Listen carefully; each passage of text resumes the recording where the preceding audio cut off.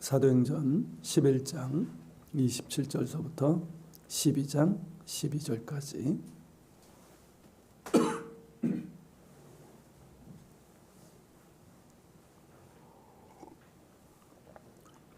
사도행전 11장 27절서부터 12장 12절까지 찾으신 줄 알고 한 절씩 저와 함께 교독하겠습니다.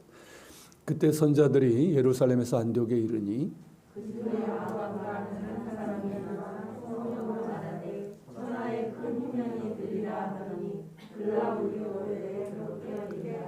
제자들이 각각 그 힘대로 유대에 사는 형제들에게 부조를 보내기로 작정하고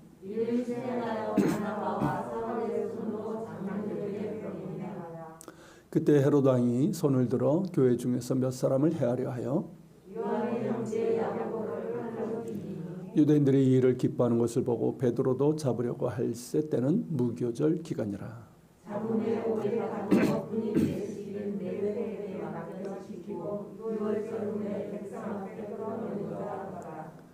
이에 베드로는 옥에 갇혔고 교회는 그를 위하여 간절히 하나님께 기도하더라.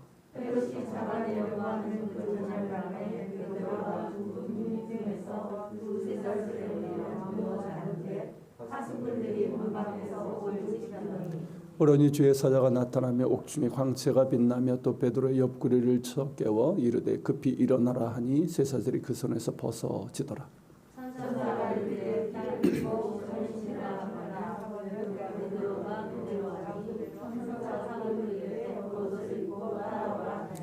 베드로가 나와서 따라갈새 천사가 하는 것이 생시인 줄 알지 못하고 환상을 보는가 하니라.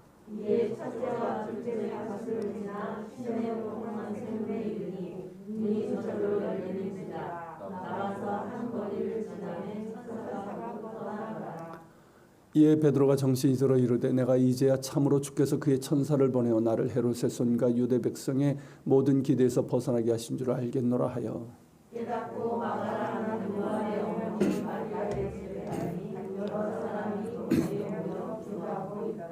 아멘. 교회는 무엇으로 세워지는가? 오늘 설교 제목이기도 한데요. 교회는 무엇으로 세워질까요? 이에 대해서 사람들은 여러 가지로 대답할 수 있을 겁니다. 어떤 사람들은 건물로 생각을 할 겁니다. 아시는 것처럼 우리 교회는 처음에 시작할 때 우리 자체 예배 공간이 없었습니다. 서울 반포 고속터미널 주변에 그 상가 교회 그 오후 주일 오후 빈 시간을 빌려서 그렇게 예배를 드렸는데 그때 제가 이제 전해 들은 말 중에 하나가 뭐였냐면 우리가 그렇게 예배 드리고 있다고 하니까 그게 무슨 교회야 하는 그런 말이었습니다. 그렇게 이제 교회를 건물로 생각하는 사람들이 있습니다. 또 어떤 사람은 돈으로 이렇게 생각할 수도 있습니다. 돈으로 세워진다는 거죠. 그러니까 대놓고 말하지 않지만 그렇게 생각하는 이들이 많은 것 같습니다. 돈 하니까 생각나는데 전에 제가 청년들을 지도할 때 그때 이제 로또 복권이 처음 시행될 때였어요. 이렇게 청년 몇하고 이제 수련회 장소 답사를 가던 중이었는데 그렇게 말을 하더라고요. 목사님, 우리 로또 복권 하나 살까요? 그래서 1등 당첨되면 11조만 해도 교회 세우길 수 있겠는데요. 그런 얘기를 한 적이 있었어요. 웃고 넘어갔지만 돈이 필요한 건 맞지만 교회는 돈으로 세워지는 것이 아닙니다. 어떤 사람들은 교회는 조직을 통해서 세워진다라고 생각을 할 겁니다. 물론 조직이 필요합니다. 그래서 교회는 직분자들을 세우고 나름대로 조직을 세웁니다. 하지만 조직이 세워졌다고 해서 교회가 세워지는 건 아닙니다. 건강한 교회죠. 그런 교회가 세워지는 건 아니에요. 오히려 그 조직이 교회를 경직되게 하고 교회의 원활한 사역이나 교회다움을 해치는 경우가 굉장히 많습니다. 회의하다가 일 다 보는 경우도 있거든요. 어떤 사람들은 설교라고 생각할 겁니다. 음식점이 맛이 있으면 산골짜기 있어도 찾아간다라는 걸 비유를 들어서 설교가 좋으면 사람들이 몰려와서 부흥한다라고 얘기를 합니다. 어느 정도는 맞는 것 같습니다. 설교가 좋아야 됩니다. 물론 여기서 좋은 설교란 사람들 귀에 듣기 좋은 그런 설교를 말하는 것이 아니라 하나님의 말씀을 정말 바르게 연구하고 해석해서 성도들의 삶에 바르게 적용시키는 그런 설교를 말하는 겁니다. 하지만 설교가 좋으면 부흥한다라고 하는 것이 반드시 그런 것은 아닌 것 같습니다. 정말 설교가 좋은데 교인 수가 적은 경우도 있고, 반대로 어떻게 저렇게 설교를 저렇게 하나, 정말 엉터리 같고 어떤 경우는 사기꾼 같은 그런 설교임에도 불구하고 그 교회가 큰 경우도 있기 때문입니다. 이외에도 뭐 이야기할 수 있는 것들은 많이 있습니다. 하지만 교회는 그런 것들로 세워지는 것이 아닙니다. 교회는 건물 그 이상의 것이고 돈으로 세워지는 것도 조직으로 세워지는 것도 아닙니다. 또 교회가 크고 교인 수가 많다고 해서 그 교회가 참된 교회로 세워졌다라고 할 수 있는 것도 아닙니다. 에베소서 4장 12절에 보면 그리스도의 몸을 세우려 하심이라라는 말씀이 나옵니다. 이 말은 건물을 세운다는 뜻도 아니고 뭐 조직을 세운다는 것도 아니고 사람들이 많이 몰려올 수 있도록 한다는 그런 뜻도 아닙니다. 교회가 교회다운 모습으로 올바로 서 있게 한다는 것인데 교회는 그리스도의 몸이라는 것입니다. 즉 몸이라는 게 뭡니까? 살아있는 역동적으로 움직이는 유기체라는 것 아닙니까? 그게 몸이잖아요. 그런 교회로 세워지는 것, 이것이 교회를 세운다는 의미이고 이것이 우리의 소망이고 우리가 한 마음으로 추구해야 될 교회의 진정한 모습이라고 말씀하고 있는 겁니다. 올해 우리 교회 표어가 다시 일어나 섬기게 하소서인데 이것이 비단 코로나의 이 3년째 이어지고 있는 이 어려운 상황, 그리고 개척교회 아직도 미자립 교회인 이런 상황, 이런 한계 상황을 우리가 극복하고 일어서야 된다는 그런 의미만을 담고 있는 것은 아닙니다. 물론 우리가 그런 한계 상황도 뭐 뚫고 일어나야 되겠지만은 교회 주인이신 주님의 뜻에 합당한 교회, 정말 살아있고 역동적인 그리스도의 몸된 교회로 세워지기를 소망하는 그런 마음이 담겨 있습니다. 그런 의미에서 오늘 본문을 통해서 우리는 교회는 무엇으로 세워지는지에 대해서 보고자 합니다. 오늘 본문엔 두 교회가 나옵니다. 안디옥 교회와 예루살렘 교회입니다. 이 두 교회는 뭐 위치도 다르고 서로 처한 상황도 다르지만 이 교회다움이 무엇을 통해서 이루어지는지에 대해서 보여주는 중요한 것들이 있습니다. 물론 사도행전 전체를 통해서 나타나고 있지만 오늘 본문을 통해서만 한 세 가지로 보려고 합니다. 그 첫째는 이제 안디옥 교회를 통해서 보게 되는데 성도 한 사람 한 사람이 범사의 예수님을 닮은 제자로 성장해야 한다는 겁니다. 에베소 4장 15절 16절 같이 읽겠습니다. 예, 같이 읽겠습니다. 오직 사랑 안에서 참된 것을 하여 곧 그리스도라. 그에게서 온 몸이 각 사람을 통하여 도움을 받음으로 연결되고 결합되어 각 지체의 분량대로 역사하여 그 몸을 자라게 하며 사랑 안에서 스스로 세우느니라. 자, 여기 보면 사랑 안에서 참된 것을 하여 그에게까지, 그가 누굽니까? 네, 교회의 머리이신 그리스도 예수님이에요. 그러니까 예수님에게까지 성장해야 된다는 거예요. 어떤 부분이? 범사에. 무슨 의미인지 아시겠죠? 범사에. 그저 우리의 믿음이 자라고 뭐 성경 지식이 자라고 기도하는 것 이런 것들이 늘고 이런 부분에서만 성장하는 것이 아니라 범사에 예수님을 닮아 성장해야 한다는 것입니다. 특별히 사랑 안에서 참된 것을 하여 범사에 예수님까지 자라야 한다는 겁니다. 모든 성도들이 사랑 안에서 참된 것을 하여 범사에 예수님을 닮아 성장하는 가운데 그리스도의 몸의 지체로서 우리 모두가 서로 연결되고 하나 되어서 그리스도의 몸인 교회를 세워나가야 한다는 거예요. 앞서 설교에 대해서 잠시 말씀을 드렸는데 지금 한교회 문제는 좋은 설교가 없어서가 아닙니다. 뭐 좋은 설교자 많아요. 좋은 설교도 많고요.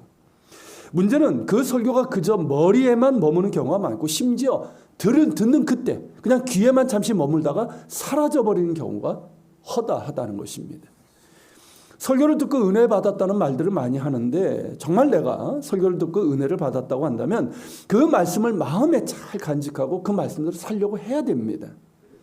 그런 가운데 가장 중요한 것이 뭐냐 하면 사랑 안에서 참된 것을 하는 겁니다. 설교가 결국 뭡니까 여러분? 사랑 이야기 아니에요? 그죠? 하나님의 사랑 이야기잖아요. 우리를 향한 하나님의 사랑 이야기이고 우리를 사랑하셔서 독생자를 내주시기까지 그렇게 사랑하신 하나님을 우리가 어떻게 사랑해야 되는가?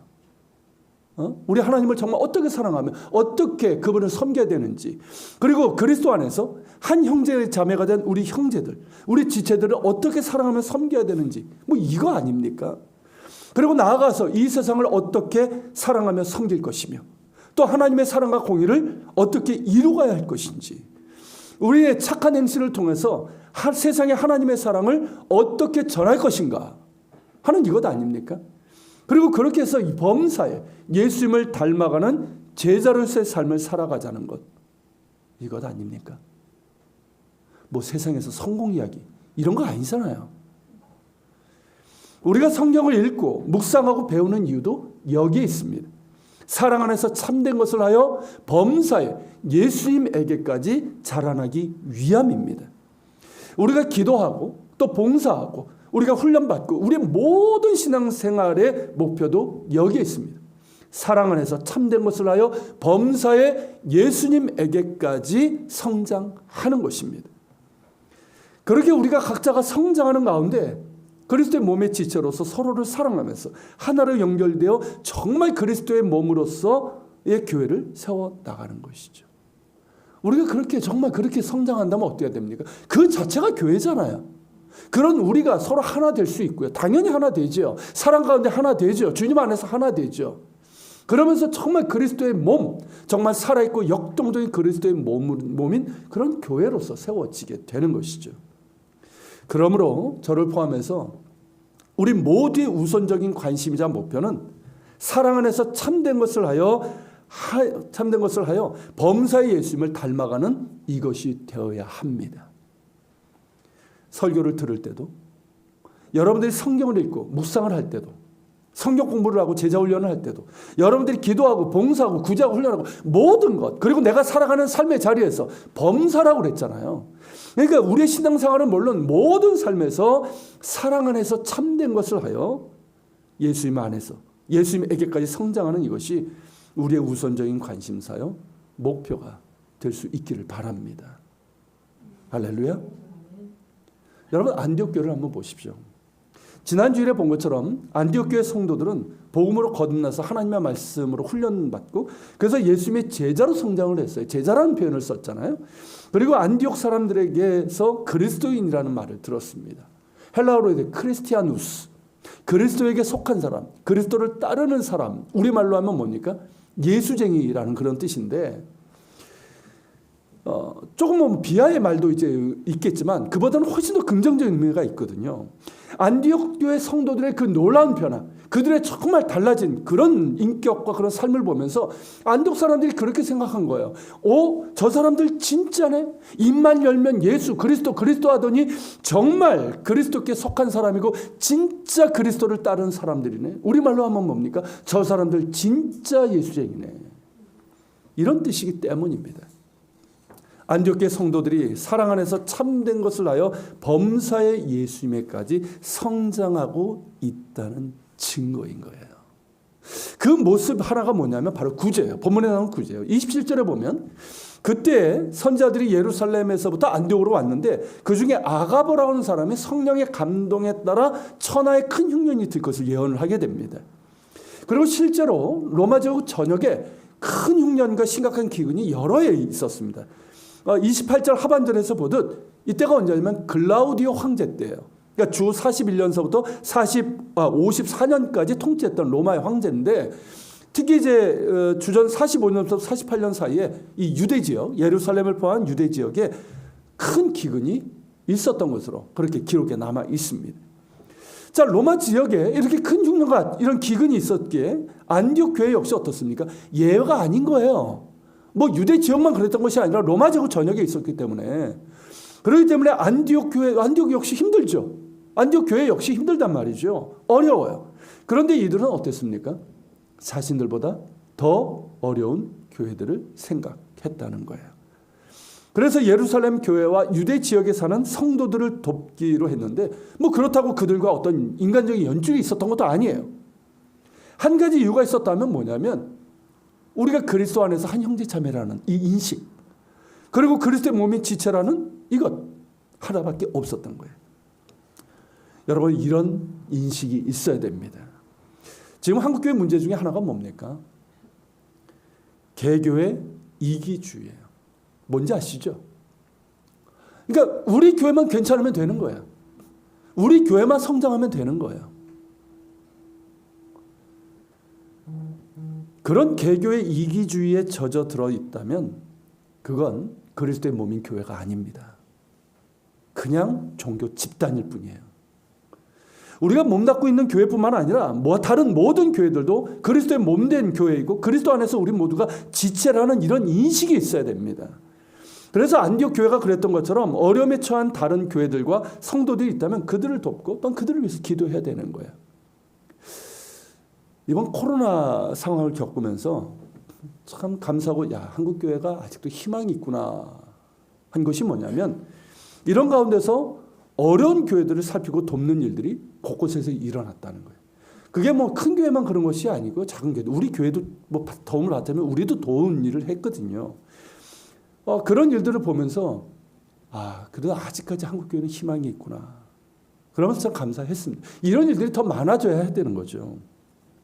안디옥 교회 성도들은 힘 닿는 대로 헌금했습니다. 이는 뭐냐면 돈이 많아서 했다는 뜻이 아니에요. 그들도 넉넉 잡고 어렵지만 자신들보다 더 어려운 상황에 있는 유대 지역에 사는 그 형제들을 위해서 힘써 헌금했다는 거예요. 힘써서. 적당히 한 것이 아니라 생색낸 것이 아니라 정말 힘써서 했다는 거예요. 그리고 그것을 바나바 사울을 통해서 전달했다는 것입니다. 어떻습니까? 여러분 참으로 아름답고 복된 모습 아닙니까? 정말 안디옥 교회는 복된 교회예요. 그 성도들 정말 아름답고 복된 성도들입니다. 바로 이것이 처음으로 그리스도인 예수쟁이라는 말을 들은 안디옥 교회가 한 일입니다. 우리 그리스도인의 공동체인 교회는 언제든 이 어려운 상황에 있는 믿음의 형제들 그리고 가난한 사람들의 외침에 늘 열려 있어야 됩니다. 들을 줄 알아야 돼요. 그리고 도움이 필요한 그런 곳에 실질적인 도움을 줄 수 있는 그런 준비가 늘 되어 있어야 됩니다. 이건 교회가 크고 돈이 많다고 해서 할 수 있는 것, 할 수 있다는 말도 아니고요. 반대로 교회가 자꾸 돈이 많이 없으면 하지 못한다는 그런 뜻이 아닙니다. 감사하게도 우리 교회는 작은 교회이고 지금도 외부의 도움을 받고 있지만 어려운 처지에 있는 사람들의 외침을 듣고 작지만 실질적인 도움을 주고 있습니다. 지난 연말과 연초에도 세 분의 선교사님을 선교해 주셔서 참 감사했습니다. 여러분들에게도 나눴는데 남미 볼리비아에서 사역을 하다가 어머니 병원으로 해서 잠시 기국하다가 본인이 척추마비 증상을 이제 나타나고 그래서 수술과 힘겨운 재활 치료를 받고 있는 문명용 선교사님. 이분이 이제 또 연락이 왔는데 계속해서 감사하다는 얘기를 해요. 그러면서 정말 너무 힘들어서 정말 침체된 그런 상황이었는데 우리의 작은 섬김을 통해서 하나님이 함께 하시고 그런 이제 증거, 그런 음성으로 그렇게 받았다고 하면서 감사의 말씀을 전하고 있습니다.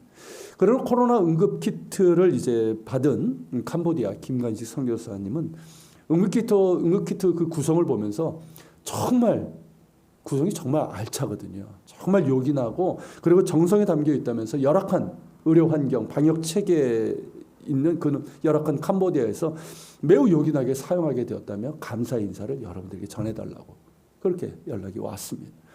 그리고 이제 지난 주 중에 이제 지난 주일이었죠. 인도에 귀임한 임경 선교사님 역시 금요일 날 연락이 왔어요. 인도가 매일 이제 10만 명 이상 확진자가 나오고 있는 상황인데도 마스크 쓰는 사람이 거의 없다고 합니다. 그렇다고 방역 체계가 잘 돼 있는 것도 아니고 의료 환경도 그랬던 것도 아니에요.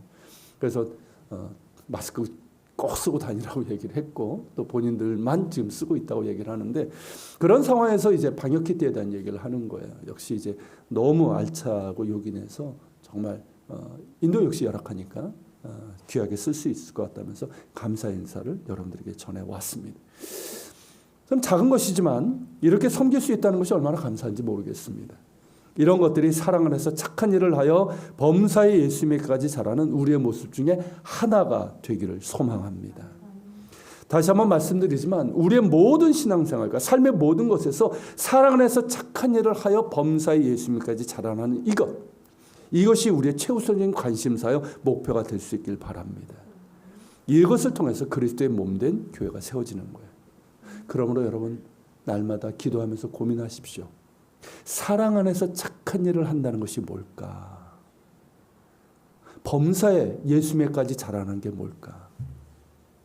기도하면서 여러분 물어보시고, 사람을 만나면서 말을 하면서 또 여러분들의 일상의 삶을 살아가면서 늘 그렇게 질문해보고 그 답을 찾고, 그러면서 범사에 예수님까지 자라는 우리 모두가 되시기를 축복합니다.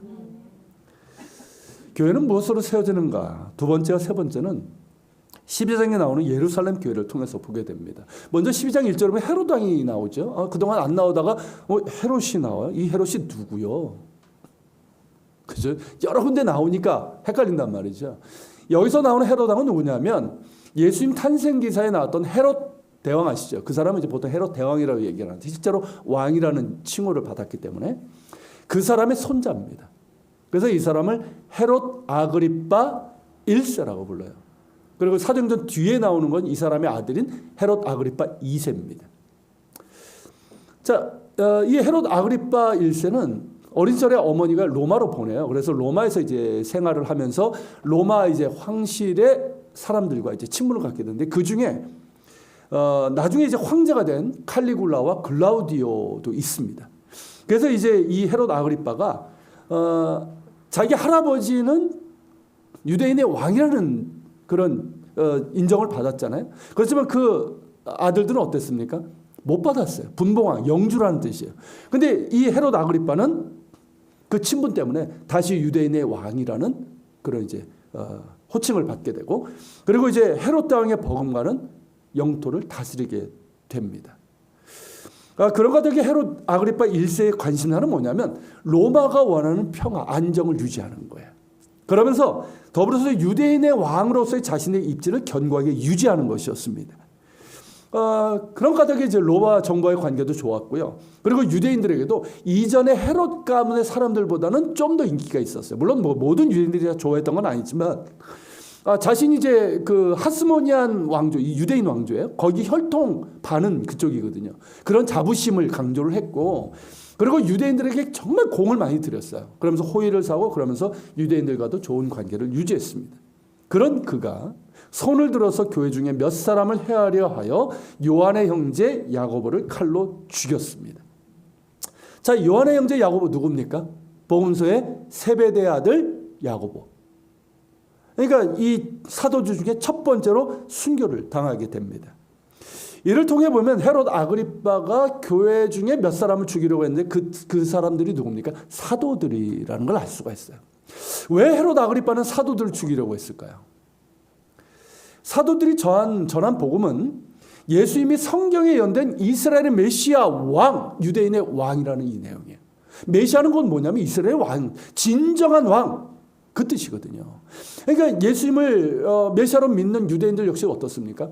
예수님이, 나사렛 예수가 정말 이스라엘이 기다려온 진정한 왕이다 라는 이 믿음인 거예요. 그러니까 이 헤롯 아그리빠는 이것을 위협으로 여긴 겁니다. 그의 할아버지 헤롯 대왕이 예수님을 죽이려고 한 이유가 뭡니까? 바로 이것 때문이에요. 아니, 내가 유대인의 왕인데 진짜 유대인의 왕이 나셨다고 하니까 이를 불안하게 여긴 거죠. 헤롯 아그리빠 역시 사도들이 전하는 복음과 나사렛 예수를 이스라엘의 진정한 왕으로 믿는 이런 사람들, 이 수가 점점 많아지니까 이를 불안하게 여긴 거예요. 위협으로 여긴 거예요. 불쾌하게 여긴 거죠. 예루살렘 교회는 그 어떤 정치적인 행동을 하지도 않았는데 말입니다. 그래서 교회 지도자들인 사도들을 죽이려고 했고, 그 중에 요한의 형제 야고보를 죽인 겁니다. 그것도 칼로 죽였어요. 여러분, 칼로 죽였다는 건 뭐냐면 이건 불법으로 죽였다는 뜻이에요. 유대 율법에 따르면 칼로 죽이면 안 됩니다. 돌로 쳐 죽여야 되는 거예요. 그러니까 불법을 행한 거죠. 그런데 이 일을 유대인들이 기뻐했다는 거예요. 아니, 율법을 범한 이 불법을 행했다고 항의를 한 것이 아니라 오히려 이 일을 기뻐했다는 것이에요. 이를 통해서 우리가 알 수 있는 게 뭔지 아십니까?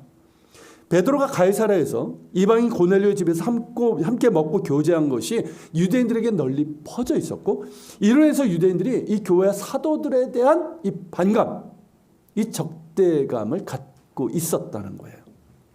사울의 회심 이후에 사도들은 가능한 유대인들과 우호적인 관계를 유지했습니다. 그들 역시 유대인들의 그 적대적인 그런 고정관념, 이방인에 대한 관점에서 그렇게 크게 벗어나지 않았고 그걸 건들지 않았거든요. 그리고 이제 예수님의 형제 야고보는 의인 야고보라고 해서 믿지 않는 유대인들에도 굉장히 존경을 받았던 사람이에요. 그래서 이제 뭐 큰 갈등 없이 그렇게 박해 없는 그런 기간을 보낸 건데 이 베드로의 일로 인해서 상황이 바뀐 거예요. 그래서 헤롯 아그리빠가 사도 야고보를 칼로 죽였을 때 유대인들이 기뻐한 것이고 나쁜 정치인들이 되게 어떻습니까? 한번 그렇게 딱 해보고 여론이 괜찮아. 그럼 어떻습니까? 더 담대하게 나쁜 일을 더 하잖아요. 그러니까 헤롯 아그리빠가 잘 됐네. 그러면 이참에 헤롯 이 수제자이고 교회 우두머리인 누굽니까? 베드로를 죽이려고 한 거예요. 그래서 이제 체포를 하게 됩니다. 그런데 마침 그때가 유월절 기간이었어요. 그러니까 율법에 의하면 유월절 기간에는 죄인을 처형할 수 없습니다. 예수님도 그랬잖아요. 그렇기 때문에 이제 일단 감옥에 가두고 유월절이 끝나면 공개적으로 베드로를 처형할 생각이었습니다. 베드로를 가둔 곳은 안토니아 요새로 여겨져요. 바울도 나중에 갇히게 되는데 성전이 있고 성전 그 북서쪽에 세워진 견고한 요새입니다. 그리고 이제 그 고고학 발굴을 통해서 나타나는데 계단이 있고요. 그 계단을 통해서 거리로 이어지는 길이 나와요. 오늘 본문에서도 그게 나오는데, 자, 요새라는 이름답게 여기는 겹겹이 방어 체계가 있습니다. 뭐 그냥 감옥이 아니에요. 요새에 있는 감옥이에요. 그리고 이제 군인 4명으로 구성된 4팀이 베드로를 지켰다고 했습니다. 그리고 베드로를 쇠사슬로 양팔, 이 양 다리를 묶고요. 어떻게 했냐면 도망가지 못하도록 군인하고 연결시키는 거예요. 요즘 보면 이렇게 수갑 이렇게 죄인 차고 뭐 형사 같이 차고 이런 거 있잖아요. 이런 것처럼 그렇게 채운 거예요. 그러니까 어떻습니까? 베드로가 탈출할 가능성은 제로인 거예요. 절대 불가능한 상황이에요. 그러다 보니 베드로도 단념한 것 같아요. 6절에 보면 베드로가 쇠사슬로 연결된 두 군인 사이에서 자고 있었다고 하는데 어떤 분은 이걸 보면 믿음이 좋았다는데 그런 의미 아니에요. 그러니까 자기가 살아날 것이라고 전혀 기대하지 않았던 거예요. 사실 베드로에게 살고 죽는 것은 그렇게 중요한 일이 아니었습니다. 바울의 고백처럼 살아도 주를 위해서 사는 것이고 죽어도 주를 위해서 사는 것이기 때문입니다. 내일 죽겠지만 스데반이 그랬던 것처럼 자기도 어떻습니까? 하나님의 보좌 우편에 계신 예수님을 보게 되고 그분이 안길 거란 말이죠. 오히려 어떻습니까? 그걸 생각하면 영광이고 기대가 되는 거예요. 그 평안하죠. 기도했겠고요. 그런 가운데 자고 있었는데 그때 놀라운 일이 일어났습니다. 호련히 주의 천사가 나타나서 베드로를 옆구리 쳐서 깨우더니 일어나라고 했는데 쇠사슬이 다 풀려 있는 거예요. 옷을 입고 오라 하기에 따라갔는데 이게 꿈인지 생신인지 몰랐어요. 마치 가수면 상태처럼 뭐 몽유병 환자처럼 그렇게 자신을 구해준 사람을 그 존재를 따라갔단 말이죠. 2개의 감옥문은 무사히 통과했습니다. 그리고 시내로 이어지는 안토니아 요새의 철문이에요. 굉장히 두꺼운 철문인데 그 철문에서 저절로 열렸고 시내 거리에 이르르자 그때서야 이제 쇠사슬은 사라졌고 그때서야 베드로는 제정신이 들게 됩니다. 이게 꿈이 아니라 생시네 하면서 제정신이 든 거예요. 지금 자기가 감옥이 아니라 지금 거리 한복판에 서 있음을 알고 도대체 이게 무슨 일인가 생각을 했습니다. 이건 분명 하나님의 권능이었습니다. 아무리 생각해도 하나님의 권능이 아니고서는 있을 수 없는 일이기 때문입니다. 11절에서 그가 말하듯 주께서 주의 천사를 보내서 나를 헤롯의 손과 유대 백성의 모든 기대에서 벗어나게 하신 겁니다. 일이 너무나 기이하고 정말 드라마틱해서 사실은 어떤 내부자가 몰래 베드로를 구해준 것으로 보는 사람들도 있습니다. 뭐 성경에서 주의 사자라고 할 때는 뭐 천사를 얘기할 때도 있지만 성령 하나님의 명령을 받은 하나님께서 보내신 인간 사자도 포함되기 때문입니다. 하지만 주의 사자가 천상의 사자든 인간 사자든 이 일에는 하나님의 초자연적인 개입이 있었다는 사실입니다. 이와 유사한 사건이 우리가 사는 시대에도 일어납니다. 뭐 선교지에서는 종종 일어나는 일들이고요. 그 대표적으로 많이 알려진 이야기를 하나 알려드릴게요. 썬다싱에게서 일어난 일인데 들어보셨죠? 썬다싱. 인도의 성자라고 불린 이 썬다싱은 20세기 초 사람인데 이 사람은 회심에서부터 힌두교인이었어요. 근데 회심에서부터 특별한 체험을 한 사람이고요. 이후에 티벳을 수십 차례 방문하면서 복음을 전했고 그리고 나중에는 유럽, 중동까지 다니면서 정말 엄청난 영향을 끼쳤던 사람이에요. 그리고 티벳에서 복음을 전하다가 이제 순교한 그런 사람이기도 합니다. 한 번은 이제 티벳에서 복음을 전하던 중에 티벳의 지도자 그 라마 아시죠? 라마의 명령으로 체포가 되어서 물이 없는 우물에 던져졌습니다. 그 우물은 처형장이에요. 그래서 거기에는 이미 뭐 거기서 이제 죽은 사람들의 그 뼈들 그리고 썩어가고 있는 그 시신들로 이제 가득 차 있었습니다. 그런 우물에 던져졌고 우물 입구는 두꺼운 뚜껑으로 덮였고 그리고 자물쇠로 단단히 잠겼습니다.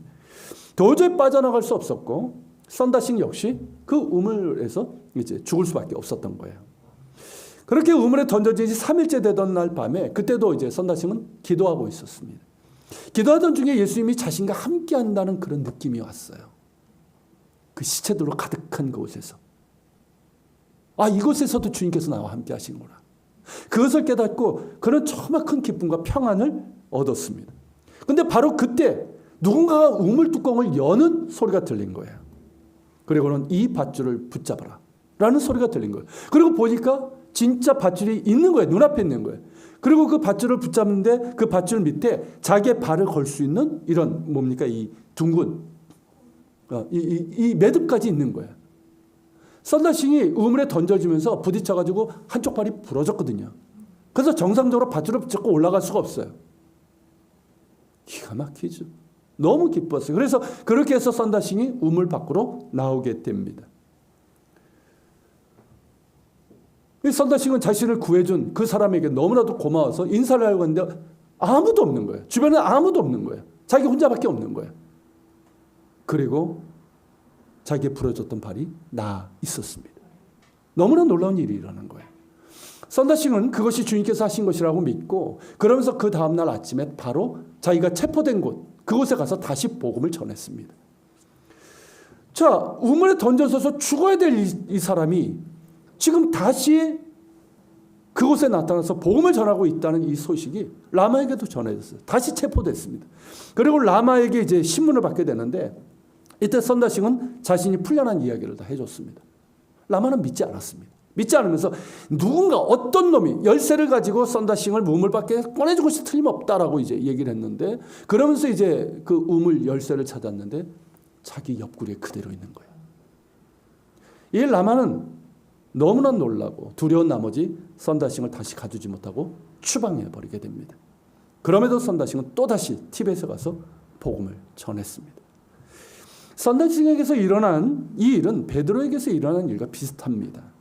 이 두 사건 모두 기적과 상관없는 사건, 뭐 어떤 마음이 좋은 사람이 뭐 구조한 사건으로 볼 수도 있을 거예요. 하지만 이 두 사건 모두 그렇게만은 설명할 수 없는 기적과 같은 일이 있었다는 거죠.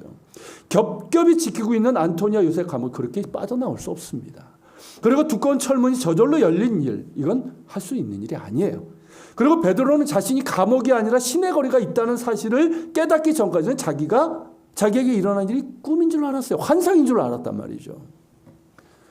그리고 선다싱의 경우는 자신을 구조한 존재가 사람이었다고 생각했지만 볼 수 없었고 무엇보다 다쳤던 팔이 말끔하게 나왔고 그리고 우물 뚜껑을 여는 열쇠는 라마에게 그대로 있었다는 것이죠. 둘 다 하나님의 초자연적인 개입이 없이는 설명할 수 없는 일입니다. 하나님께서 베드로와 선다싱을 죽음 가운데서 구해내신 것입니다. 할렐루야. 베드로에게 이런 일이 일어나고 있을 때 예루살렘 교회는 마가의 다락방 2층 홀이죠. 그곳에서 함께 모여서 합심해서 베드로를 위해서 기도하고 있었습니다. 5절에 보면 베드로가 옥에 갇혔을 때 교회는 그를 위해서 간절히 하나님께 기도했습니다. 여기 간절히 번역된 이 단어가 이제 그 끊임없이 열렬이라는 뜻을 갖고 있어요. 이 단어가 언제 사용됐냐면 예수께서 겟세마네에서 기도하셨을 때 사용된 단어예요. 그만큼 정말 간절하게 하나님께 기도했고 정말 6월절 기간 동안 끊임없이 쉬지 않고 하나님께 기도를 했다는 것이죠. 예루살렘 교회는 그 밤에도 간절히 기도하고 있었고 그들의 기도는 자신들도 모르는 사이에 응답되고 있었다는 것입니다. 여러분 야고보서 5장 16절에 보면 의인의 간구는 역사하는 힘이 크다라고 말씀하셨는데 그대로 응답된 것이고요. 하나님의 놀라운 권능이 나타난 것입니다. 바로 이것이에요. 교회는 무엇으로 세워지는가? 그 두 번째는 하나님의 주권적인 역사로 되는 것이고 세 번째는 성도들의 하나된 기도로 세워진다는 것입니다. 헤롯 아그리빠는 사도들을 죽여서 교회를 무너뜨리려고 했어요. 하지만 하나님의 초자연적인 개입으로 인해서 베드로를 구해내셨고 교회를 무너뜨리려고 했던 헤롯은 하나님의 심판을 받아 죽게 됩니다. 예수께서 반석 위에 세운 교회를 음부의 권세가 이기지 못하리라고 하셨는데 그 말씀대로 된 거예요.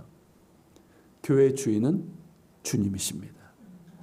교회를 세우시는 분도 주님이시고 교회가 서고 일어서는 것은 전적으로 주님의 주권에 달려 있습니다. 촛대를 옮기는 분도 주님이십니다. 여러분 요한계시록 2장 5절에 보면 처음 사랑을 잃어버린 에베소 교회를 책망하지 않으면서 하신 말씀이 있어요. 네가 회개하지 않으면, 회개하고 처음 사랑을 회복하지 않으면 너의 촛대를 옮기리라는 주의 말씀이 있습니다. 이게 정말 두려운 말씀이에요. 그리고 지금 한국교회가 들어야 될 말씀입니다. 교회 주인이시며 교회를 세우시는 분은 주님이십니다. 우리가 주인 아니에요. 사람이 주인 아니에요.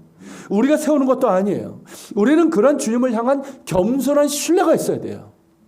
정말 주님 앞에 순종하는 그런 모습이 있어야 되는 거예요. 그리고 무엇보다 처음 사랑을 잃지 않고 섬겨야 됩니다. 처음 사랑을 잃어버리고 마치 자기가 한 것처럼 여기고 마음이 높아져서 주님의 뜻이 아닌 사람의 뜻대로 하고자 하는 교회는 그 촛대를 옮기신다는 것을 기억하면서 처음 사랑으로 주님을 섬기고 주님의 몸된 교회를 섬겨야 할 것입니다. 그러기에 하나 되어 기도해야 됩니다. 위기 상황에서도 우리가 기도해야 되지만 평상시에도 한 마음으로 기도해야 됩니다. 그냥 자기 어떤 바라는 것을 위해서만 기도하는 것이 아니라 정말 주님의 몸된 교회를 세우기 위해서 한 마음이 되어서 기도해야 된다는 거예요. 겸손한 마음으로 정말 기도해야 되고 한 마음으로 기도해야 됩니다. 교회의 능력은 사랑에 있고 기도에 있습니다. 할렐루야. 사랑 안에서 착한 일을 하여 범사에 예수님에까지 성장하는데 우리의 능력이 있는 거예요. 그게 우리의 능력이에요. 우리의 정체성이고. 그리고 모든 교우들이 한 마음이 돼서 기도하는데 교회의 능력이 있습니다. 우리가 본문에서 보듯 교회와 교회를 삼키려 하는 음부의 권세가 있습니다. 한편에는 막강한 칼의 권세가 있고 감옥에 가둘 수 있는 힘이 있습니다. 다른 한편은 어떻습니까? 무력합니다. 무력한 자들의 소유할 수 있는 유일한 능력은 뭡니까? 기도예요. 그 기도에 의지하고 있는 교회가 있습니다. 인간적인 기준으로 보면 세상이 이깁니다. 상대가 안 되죠. 음부의 권세가 이깁니다. 그러나 지금까지의 역사는 그 반대임을 보여주고 있습니다. 세상은 교회를 칼로 벨 수 있고 감옥에 가둘 수 있습니다. 음부의 권세는 그렇게 해서 교회를 삼킬 수 있다고 생각했습니다. 그러나 그리스도의 몸된 교회는 그 어떤 칼로도 벨 수 없습니다. 복음은 감옥에 가둘 수 없습니다. 오직 주님만을 섬기며 사랑하며 한 마음으로 기도하는 교회를 음부의 권세는 결코 삼킬 수 없습니다. 지금 한국교회 위기는 이런 모습이 약화되었기 때문이라 생각합니다. 사랑 안에서 착한 일을 하여 범사에 예수님을 닮아가는 이 성장이 멈춘 것 같아요. 너무 많은 걸 가져선지, 너무 많은 걸 누려선지 여기에 별로 관심이 없어요. 예수를 이용해서 내가 뭘 얻을까? 이런 데만 관심이 있는 것 같아요. 사랑 안에서 착한 일을 하여 범사에 예수님을 닮아가는 성장. 이것이 우리의 가장 우선되는 관심사고 목표가 되어야 됩니다. 교회는 사람이 아니라 주님께서 친히 세우시고 주님의 주권적인 역사로 세워집니다. 이 사실을 한국교회는 경험했단 말이죠. 그 일제강점기 때, 6.25 때, 그 힘들 때 이것을 경험하고 세워진 게 한국교회란 말이죠. 그렇게 경험했음에도 불구하고 너무 많은 것을 가지고 누리고 있는 탓인지 아득한 옛날 이야기로 여기는 것 같습니다. 그래서인지 예전만큼 기도하지 않습니다. 예전만큼 절박하고 간절한 기도가 점점 사라지고 있는 것 같습니다. 예전에 마룻바닥에서 그렇게 무릎 꿇고 기도했단 말이죠. 그런 기도가 점점 사라지는 것 같아요. 한국교회의 능력은 뜨거운 기도였고 온 교회가 하나 되어서 하나님께 간절히 기도한 것이 한국교회 부흥의 원동력이었습니다. 다시 기도해야 될 때입니다. 정말 다시 기도해야 될 때입니다. 다시 교회 주인이신 주님 앞에 겸손히 엎드려야 할 때입니다. 진실로 회개하면서 촛대를 옮기지 말아 주시기를 구하고 처음 사랑을 회복하길 구하며 주님 앞에 서야 할 때입니다. 주님께서 권능으로 다시금 붙잡아 주시기를 구해야 합니다. 다시 사랑해야 할 때입니다. 다시금 사랑 안에서 참된 것을 하여 범사의 예수님을 닮아가는 신앙의 성장과 성숙을 우선해야 할 때입니다. 이것들이 교회를 교회답게 하고 그리스도의 몸된 교회를 세우는 힘입니다. 우리 교회 역시 다시 일어나 섬길 수 있는 힘입니다. 같이 기도합시다. 오늘 말씀을 위해서 기억하면서 기도합시다. 한국교회를 위해서, 우리 교회를 위해서, 여러분 자신을 위해서 기도합시다. 주님, 오늘 안디옥교회와 예루살렘 교회를 통해서 본 것처럼 하나님, 우리 모두가 사랑 안에서 참된 것을 하여 범사의 예수님을 닮아 성장하게 하여 주시옵소서. 그리고 주님, 교회를 세우시는 이는 주님이십니다. 주님 앞에 겸손히 엎드리게 하시고 정말 교회의 주인이신 주님 앞에 다시금 우리의 처음 사랑을 회복하길 원합니다. 우리의 잘못된 행위를 회개하고 돌이키게 하시고 주의 권능으로 붙잡아 주시옵소서. 주님, 우리가 기도하게 하여 주옵소서. 정말 하나 되어 기도하게 하여 주옵소서. 주의 몸된 교회를 위해서, 주의 나라를 위해서 우리가 기도하게 하여 주시옵소서. 우리 같이 기도하며 주님 앞에 나아갑시다. 살아계신 주님,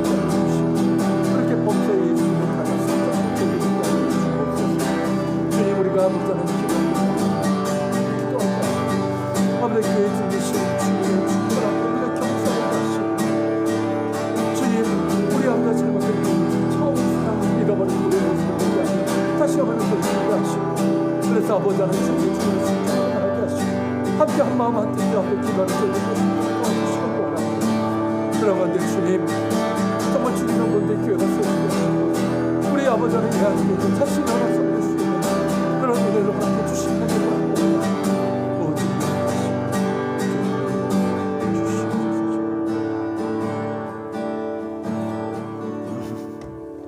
사랑하는 주님, 안디옥교회와 예루살렘 교회 그들의 모습에서 본 것처럼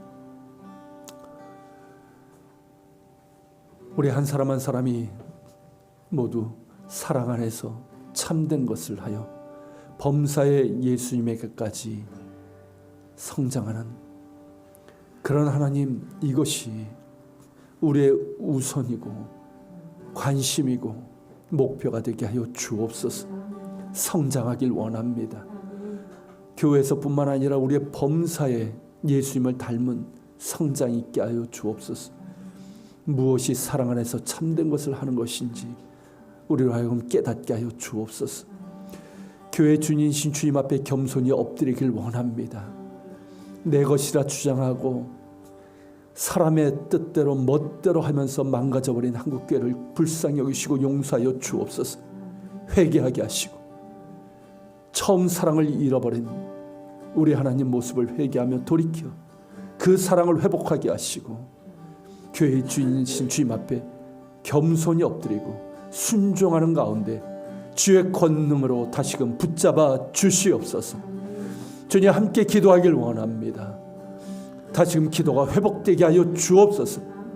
너무 많은 것을 가져서 너무 바빠서 기도를 잃어버린 우리들 다시금 기도가 회복되게 하시고 주님 안에서 한마음 한뜻으로 기도하게 하여 주옵소서. 그래야 하나님, 한국교회가 다시금 그리스도의 몸인 교회로 세워지게 하여 주시고 우리 예안교회도 다시 일어나 섬길 수 있는 교회로 세워지게 하여 주시옵소서. 오늘 또 예물을 주님 앞에 드립니다. 10의 1조를 드리고 감사 예물을, 주의 예물을, 성교 예물을 주께 드립니다. 주님 흠양하시고 기쁘게 받아 주시옵소서. 드린 이들에게 크신 평안과 은혜를 허락하시고 이것이 쓰여지는 것마다 주의 영광이 나타나게 하여 주옵소서. 이제는 우리 주 예수 그리스도의 은혜와 아버지 하나님의 그 크신 사랑과 성령님의 감화 감동 교통 역사하심이